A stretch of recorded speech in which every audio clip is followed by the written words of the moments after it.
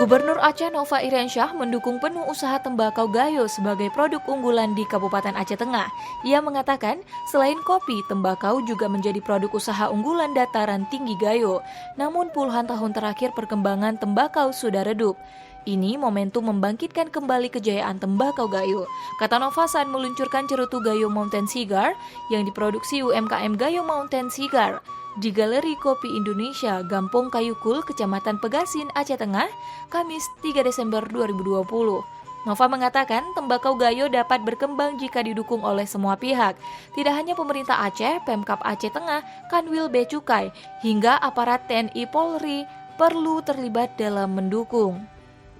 Nova mengatakan tembakau Gayo dapat berkembang jika didukung oleh semua pihak, tidak hanya pemerintah Aceh, Pemkab Aceh Tengah, Kanwil Bea Cukai hingga aparat TNI dan Polri perlu terlibat dalam mendukung. Hal senada juga disampaikan Bupati Aceh Tengah Syabela Abu Bakar dan Kepala Kantor Wilayah Bea Cukai Aceh Safwadi.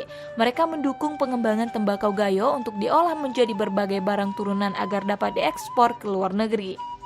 Mereka menilai pengembangan tembakau akan memberikan dampak positif terhadap pertumbuhan ekonomi bagi masyarakat, mulai dari petani hingga pelaku usaha.